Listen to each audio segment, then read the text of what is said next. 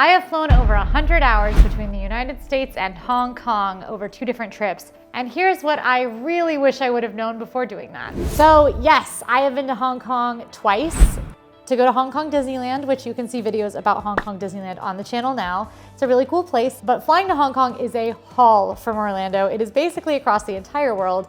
It is a full 12-hour time difference. That means that if it is 3 p.m. here in Orlando, it is 3 a.m. in Hong Kong. So as bad as jet lag gets, and the flights are long. Typically, it means a 5-ish hour flight between Orlando and LAX for me, and then a flight from LAX to Hong Kong, which is usually between 14 and 16 hours. So I've done that round trip twice. It is over 50 hours of travel each time. And I'm gonna say something wild, but I love sitting on an airplane for 14 hours, and I'm gonna tell you how. I'm gonna cover a lot here. I'm gonna cover long flight tips that work for really any flight, 5 hours and beyond. I'm gonna cover some shocking things about the Hong Kong airport and some things about Hong Kong's culture that also caught me off guard. Starting with flight prep and in-air essentials. Our first tip is that flight etiquette is a little bit different on long flights. If you've only ever flown short domestic flights, you might know certain etiquette things that don't really stand when you get on long flights. For instance,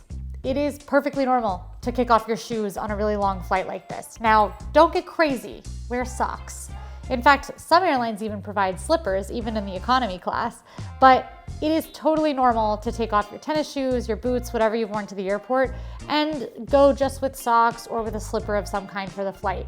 In fact, I recommend doing this. Typically, the longest leg of travel is gonna be around 14 hours, and that is a long time to be wearing uncomfortable shoes. Plus, you're probably gonna need to be in compression socks anyway, which we will get to. Don't be afraid to kick off your shoes, and that is not the only change when it comes to etiquette on long flights. Another is that you can walk, stretch, and snack in the aisles. It is very normal and in fact recommended. There's space in the bulkheads and near the galleys where you can go and do a little bit of yoga, take a little walk in the aisles mid-flight, just get yourself moving so that you're not sitting stationary at the high altitude for so long. You can and will get stiff. Also, something wild is that on these long haul flights, you can get ramen like at any time. You can just go to the galley, get yourself something you want, a snack or a soda, or literally ramen, cup of noodles, make ramen. I think on domestic flights, we would think, oh no, why would you make ramen? That's such an intense smell. But on a long haul flight, you do what you gotta do. And everybody knows that. You're polite, you make sure your feet don't stink, and you maybe don't have more than 1 cup of ramen. But you can have ramen. Stay hydrated. Now you wanna have a lot of water.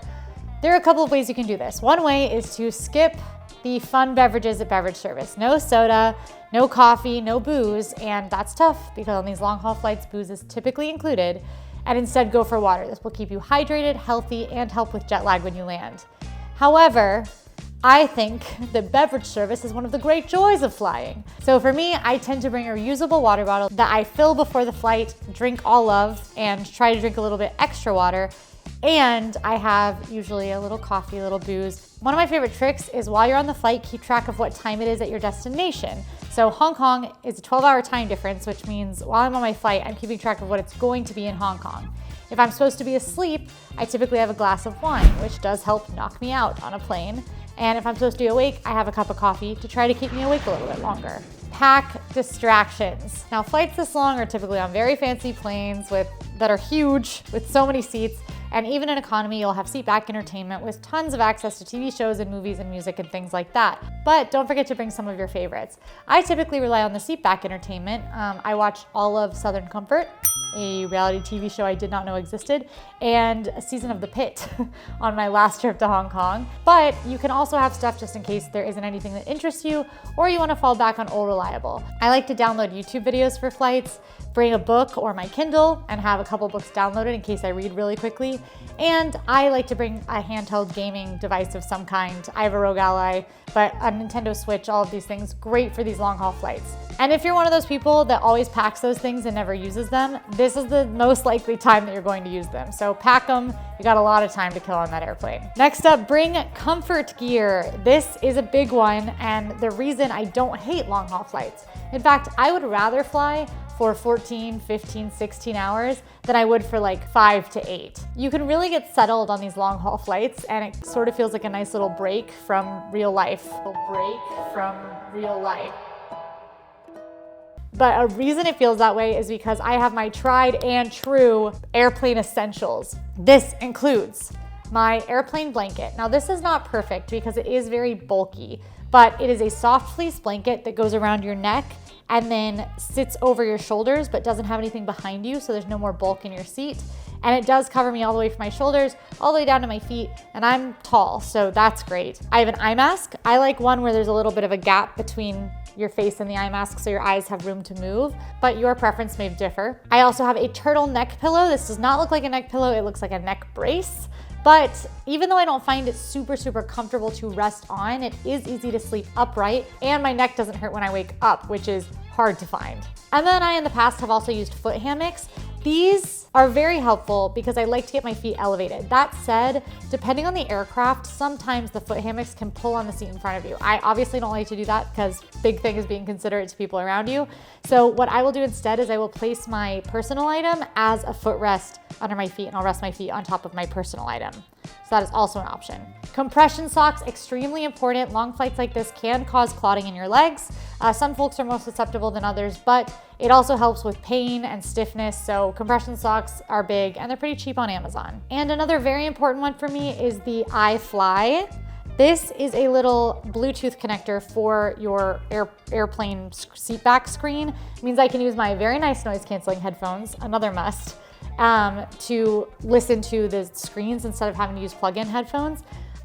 This is something I very much recommend because some airlines do have Bluetooth connectivity now, but only one of my airplanes on the last trip did have that. So I recommend having a Bluetooth connector so that you can connect to that seat back with your good headphones. Speaking of headphones, I do have a tip specifically about headphones. This is a side tip. It doesn't count in the final count. I had $45 noise canceling headphones that I got on Amazon, and that's what I flew with for a while, including on my first trip to Hong Kong. These are pretty good. They block the sound, they block the heavy engine noise from the airplane, which is the biggest piece of what noise canceling headphones block, but they didn't block voices around me, sort of clamor and clatter around me. I was kind of under the assumption that all noise canceling headphones are built equal, and boy was I wrong. Oh boy.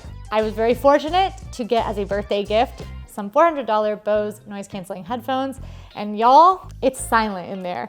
I am like in a cocoon of it is just me there in the world created by my headphones. I really love them. They are so much more expensive, but for someone who travels a lot, worth the price.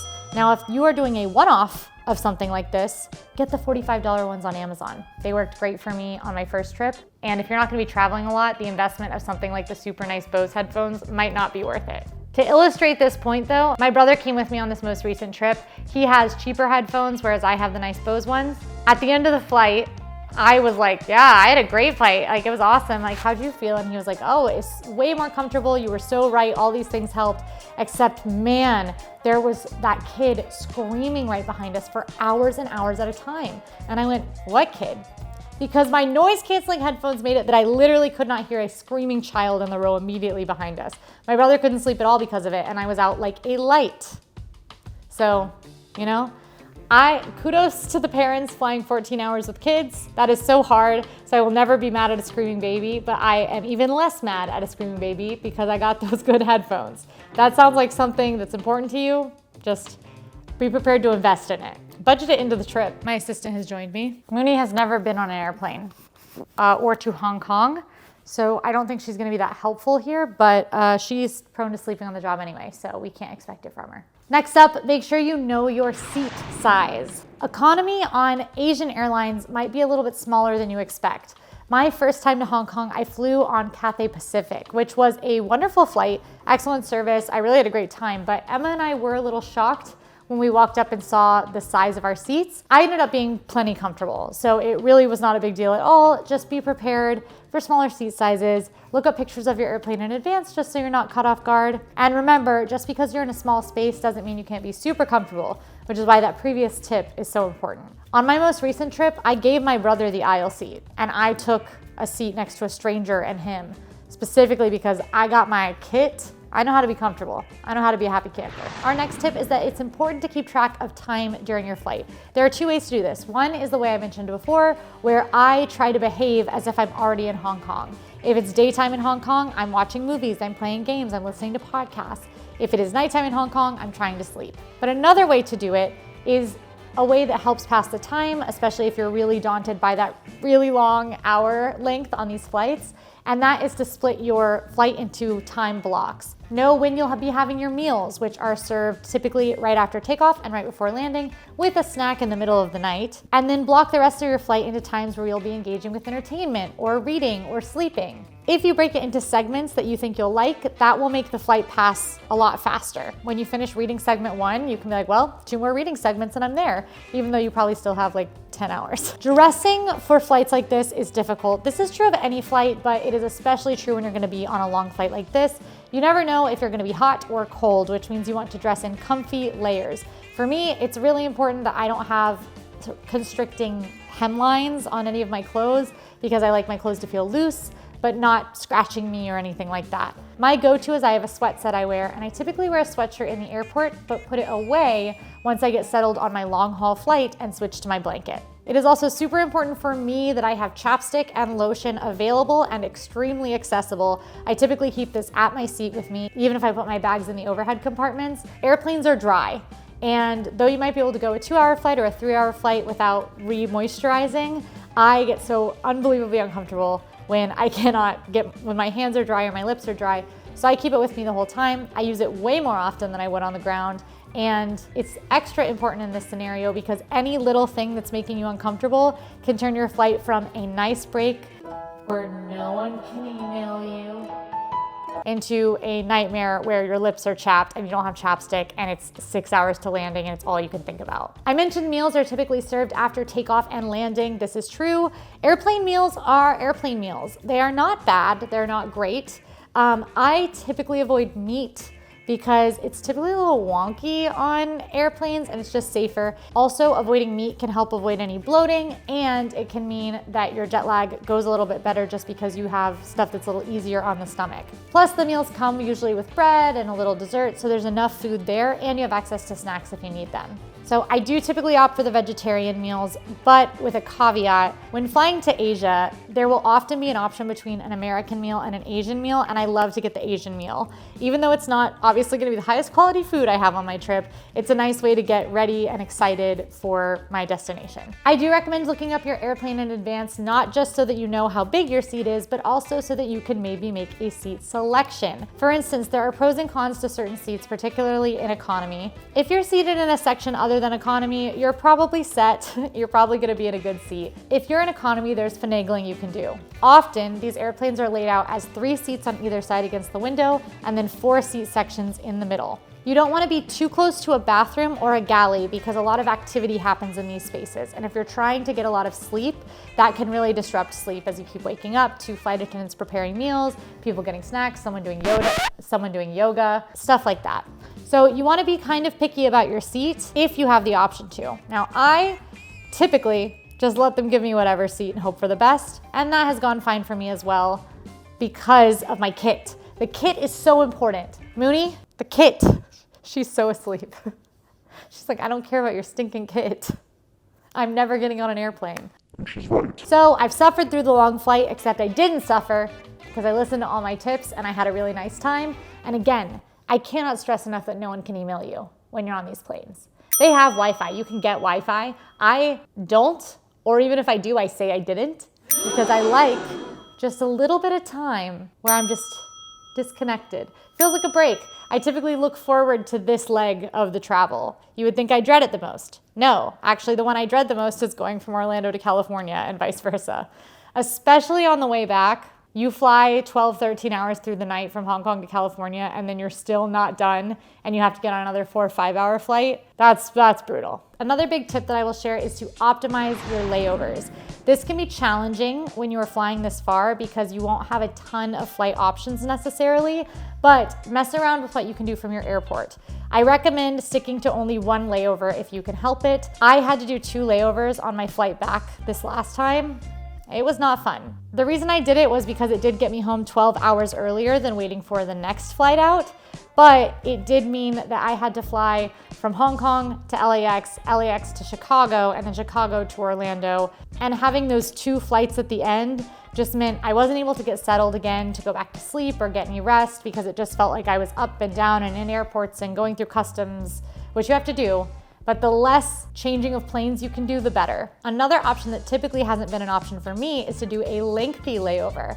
If you do a 12-hour layover, that means that you can leave the airport and go and explore wherever your layover is, whether that's LAX or somewhere else. We flew through San Francisco. I would have loved to do a 12-hour layover in San Francisco. So if you have the time to add that onto your trip, it might save you a hotel stay to be able to do that, and you can set up a long layover and explore an additional destination. You've made it. You've survived the flight. It was happy and comfortable because you had your compression socks on and also all those other things. But we've arrived at Hong Kong International Airport. I fly a lot. I go international several times a year. My theme park coverage takes me overseas constantly. I've been to Asia 3 times in the last 2 years. So I go to a lot of airports, lots of layovers, lots of flying across the country, lots of flying up and down the East Coast, lots of flying internationally. Small airports are great. The real challenge is finding a good international airport. My favorite international airport I have ever flown through is Hong Kong International Airport. This airport rules. It is beautiful, like so bright, white, and clean and futuristic. It runs seamlessly. Security is a breeze. There are luxury stores as well as obviously duty free. You can buy Hong Kong items in case you didn't get anything in the city. You can go to McDonald's and get a fillet of fish, which would be a weird thing to do before a flight. And who would do that? No one I know, certainly. It's just a very nice airport. The big things that stand out to me, obviously, like a lot of the things I just listed, many airports have, but the way this one is laid out makes crowd flow very easy. There's plenty of seating at the gates, which is few and far between. A lot of moving pathways, so you don't find yourself having to walk a long time with a ton of luggage without some sort of aid. And the biggest thing is that it's clear that passenger comfort is important at this airport. There are water bottle refilling stations called like the water zone, where you can go and refill your water bottle. Most airports have water bottle refills, that is true, but having these dedicated areas to keep you hydrated, I think is really an indication of how nice this airport is. It's also super easy to navigate, and there's some pretty awesome Hong Kong food to be found at the airport. They even have a 7-Eleven, so you could have your Asian 7-Eleven experience right when you get off the plane, which I did do this time. The first time I went to Hong Kong, I did have to do a lot of paperwork. There was paperwork getting off the plane, and then when I went to get on the plane, there was paperwork. Hong Kong has now gone paperless, so that's no longer a thing, which is awesome. I will still say that you definitely need to get to an international flight 3 hours in advance, just in case. Those flights are expensive, and it is hard to get a second 14-hour flight soon. So get there 3 hours in advance. My rule, 2 hours domestic, 3 hours international. 3 hours leaves plenty of time for things to go wrong, but not too much time, so you can do a little bit of perusing at the airport and not get totally bored waiting for your flight. But do 3 hours in advance. The good news is if you're staying at Hong Kong Disneyland like I do, it's about 15 minutes from the airport, which is pretty sweet. My thing I wish I knew here is how awesome the Hong Kong airport is, because the first time I went, I didn't really take advantage of the amenities of the Hong Kong airport, and I definitely recommend looking around. This is a big airport that has a 3-runway system that was fully operational as of 2024. So lots of new updates here, and it feels very fresh, high tech, clean, extremely clean. In general, Asia is clean.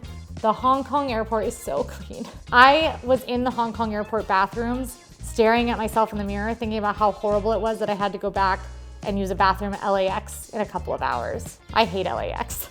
Not important for this video. It is very easy to get between terminals, and signage is in English and Cantonese, so it's super easy to follow. Also, you have a couple of options of ways to get around from the airport. There is Rideshare, which is a little tricky to find. If you're going to use Rideshare, you'll want to use Uber, and you want to follow Uber's directions for finding rideshare at the airport. It's not too difficult. You pretty much just want to head towards the parking structures and go down to ground level. But rideshare is not as big of a thing in Hong Kong because taxi culture is kind of a big thing. I prefer to use the rideshare because I can manage all of the directions in my Uber app. It's kind of common for taxi drivers to speak primarily Cantonese, and when you get off a really long flight, it might not be the time that you want to jump right in to navigating language differences. So I also like rideshare for that reason, because it can all be done through the app, and you can of course pay through the app as you always do, instead of having to navigate currency and payment, which we'll talk a little bit about right as soon as you hit the ground. But there is another option. Where are you going? Okay. She's decided to lay on the floor. But there is another option, which is the Airport Express train. This is Hong Kong's public transportation that is a 24-minute ride from the central station in downtown Hong Kong to the airport. Very easy, frequent departures every 10 minutes. And Hong Kong's trains are well known for being incredibly clean and incredibly reliable. One of the most successful train systems in the world. For some airlines, you can even check in for your flight in town at the Hong Kong and Kowloon train station. So if you're flying something like Cathay Pacific back to the US, you might be able to check in at the train station before you even get to the airport. If you are headed to Hong Kong Disneyland as your first stop, then you can take the train to the station and transfer to the Disney line, which is Disney themed. That train will take you to the Disneyland train station, where you can get off and hop on a resort shuttle to your Disney resort. I recommend taking a rideshare. They're 15 minutes and they're pretty cheap, and that's a lot of steps. But then once you're settled and not carrying luggage around anymore, use the Hong Kong train system. Now, once you get to Hong Kong, there are a couple of cultural things to be aware of. The first thing that I had forgotten or didn't know on my first trip was that English is an official language in Hong Kong. It is very common for people to speak very fluent English in Hong Kong in addition to Cantonese.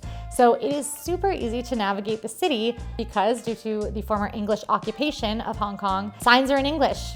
People speak English. It's pretty easy to navigate. My brother's take was that Hong Kong is a bit like training wheels for Asian travel when it comes to American tourists. I think that because Japan is such a popular travel destination, it's easy to think that that's the easiest one to go to as an American. Having been to both, Hong Kong is easier to navigate when you're coming from the United States. I wish I had known more about payment. This is something you always need to do research on before you go to another country or even another city. In 2025, you might find yourself in a city that has gone mostly cashless, prepped with a bunch of local cash, or you might find yourself in a city like Tokyo where card isn't often taken and it's really important to have cash on you. In Hong Kong, mobile payment is kind of king. There's something called an octopus card, which if you're going for several days, I highly recommend getting an octopus card, as most places of business will accept this. It's very easy to get an octopus card. You can literally just do it on your phone by Googling, load it up, and then use that for payment all around Hong Kong.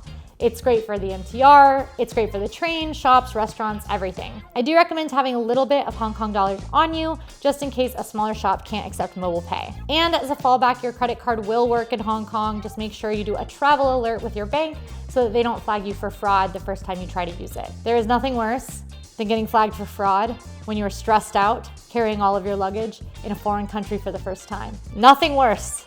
I appreciate the protection from my bank. I just wish that they could read my mind. Is it too much to ask? Big one that I wish I'd known, the weather. Oh boy. Weather in Hong Kong is really something. Something to keep in mind is that Hong Kong is a humid, autotropical climate, kind of rainforesty. So when I went in November, it was awesome. It was sometimes cloudy, sometimes super sunny. In general, just kind of a nice, mild temperature, super easy to pack for. Just had to have rain gear and short sleeves, long pants, short pants, just comfortable stuff. My most recent trip was in June, and I was not ready for the horrors that awaited me. I live in Orlando, which I assumed to be the hottest, most unpleasantly humid place on earth. And boy, was I wrong. Hong Kong's got it beat by so much. It was crazy because the temperature and humidity percentage were exactly the same on my weather app for Hong Kong as they were for Orlando. It just felt much worse in Hong Kong. There is sort of a rainforestiness that makes the humidity there sit so heavily. Hong Kong is right on the coast, which also makes the humidity hang in the air. It was the kind of scenario where you would walk out of a building and immediately feel sticky, plastered, covered with sweat. Worse than any humidity I felt in the United States. Something to be aware of. I honestly would avoid Hong Kong in the summer because of it and stick to maybe the winter months. It's tropical, so it doesn't get cold, and the summer's a lot. If you go and look at any footage of me in Hong Kong Disneyland, you can just see like a shiny sheen of sweat because I felt like I was swimming. There's a lot to see in Hong Kong. Some highlights include hiking islands like Lantau, rooftop pools, and Big Buddha. There's funiculars, which are really awesome, like trains that go up mountains. They're cool. And in general, just the natural environment of Hong Kong is gorgeous. So make sure to make the most of it when you're there. It is beautiful. Look out the windows. The mountains, incredible. Here's what to expect etiquette-wise. You will see orderly queuing. There will be clean lines when you're getting on the train. Respect these, but at the same time, your lines are gonna be a lot tighter than you're used to in the US. Personal space is a little bit different culturally in Hong Kong. So when you're waiting in a line here in the US, it might be person-person, and in Hong Kong, it will be person-person. And if you are standing like this, someone will come get in line right here because they'll assume you're not in line. It's not them trying to be rude, it's just culturally what's the norm for them. You'll also find that Hong Kongers are super nice. There's a general quiet politeness, customer service is efficient and very polite. And as I mentioned before, English is widely spoken. It is also a little bit more culturally accepted to sort of push through people because Hong Kongers are a little bit more used to dense crowds than Americans are. It's not uncommon for folks to push through to get where they're going. This was a little jarring for me the first time it happened because that is something that culturally for us feels rude, but I got used to it very quickly and honestly found it a little bit freeing to also be able to sort of push through to where I wanted to get instead of the American way of waiting very politely. Both are good. I obviously have come back to waiting politely, but I didn't hate being able to just kind of move through people. You want to eat in Hong Kong. Now, China and Hong Kong are known for having sort of one-note food. So if you're there for a long time, you might get a little bit tired, but the food is very different from what we can find in the US and it is very good. In fact, Hong Kong Disneyland has some of my favorite food in any Disney park and I am an expert on Disney parks. I've eaten at hundreds of Disney restaurants and the ones at Hong Kong really stick out for me. You definitely want to try dim sum and street food. Those are kind of the iconic items. I love eating congee for breakfast when I'm in Hong Kong, which is a rice porridge, similar to what Mulan eats in Mulan. Actually, it is what Mulan eats in Mulan. And there are pretty vibrant street food night markets as well, so you might want to explore those. And how do you explore all of this stuff without falling asleep? That is by planning for jet lag. The best way to do this, single best way to do this, is to adjust your sleep schedule in advance of your trip. The first year I went to Hong Kong, I spent a week fully flipping my sleep schedule 12 hours. Luckily, my job allowed me to because I was covering a lot of nighttime events that week, so I was able to start sleeping during the day, waking up at night, which means when I got to Hong Kong, my sleep schedule was already pretty close to what it needed to be in Hong Kong. That said, if you can't do that, don't stress. Jet lag is not nearly as bad as you might expect when you are going that way. In general, jet lag is a lot easier to handle on the way to a new place because you have the excitement of the new place that sort of distracts you from it. Do not nap. It will only make it worse if you're trying to adjust, and make sure you're setting alarms to know when to wake up and go to sleep. The biggest mistake I made on my first trip was not knowing that jet lag also affects your eating schedule. So Emma and I arrived in Hong Kong. We didn't have too much issue with the sleepiness on the first day, but we did forget to eat for the entire day that we were there. That was bad because we were out doing activities, fun stuff, exerting a lot of energy. So by the time a late dinner rolled around, we were shaking and sick and had no idea what was going on. The truth is, our bodies never told us we were hungry because our bodies were adjusted for that to be the middle of the night when we wouldn't have been hungry. So keep track of when you are eating and keep track of when you are sleeping. Try your absolute hardest not to sleep when you shouldn't be sleeping. This is even more important when you return. For me, jet lag has been the biggest challenge coming back from Asian countries, both because for some reason it's just a little bit more difficult when you're flying that way around the globe, but also because you're back to the normal routine and it's a lot easier to be sleepy in your normal routine. The first time I came back from Hong Kong, it took me weeks to adjust from jet lag because I kept napping, and probably more than a month to get my sleep schedule back. I have a very strict sleep schedule. I go to sleep when I'm tired, and that's the same time every night between 11 and 12. And when I came back from Hong Kong, I wasn't getting tired, so I wasn't going to sleep. So I kept repeatedly staying up till 4 a.m. And then getting up at 9, it was not good. So do not take naps and pay attention to when you need to sleep, especially when you return. The more strict you are with yourself, the faster you'll adjust and the less suffering you'll go through. Trust me, I've done it both ways. And I can objectively say being strict about not napping is way better. Get a coffee instead. Kind of a classic tip for almost any vacation is don't overexert yourself either. Make sure that you got your must-dos lined up for your trip to Hong Kong, but give yourself time to rest and to adjust, especially with such a huge time difference and these massive flights. If you plan to hit the ground running, you might find you just don't have it in you. So give yourself a little bit of time to adjust when you land and then pick up and start running around Hong Kong. Hopefully not in the humidity that I experienced last time I was there. But I've made many mistakes having gone to Hong Kong twice. I'm sure I am in for a lot more travel mistakes, and I will continue to learn from them and share them with you. If you have any travel questions, I fly a lot, typically in economy and on a budget. So if you have any questions for me or any topics you'd like to see me talk about in a future video, drop them in the comments. I want to help. And if you're still here or found this helpful, please like this video. It helps us a lot. And drop this secret code in the comments so we know you made it all the way. And don't forget to subscribe. We upload tips, info, games, and more about travel and more almost every day of the week because we are serious about fun here. Thanks for watching, y'all. See you next time.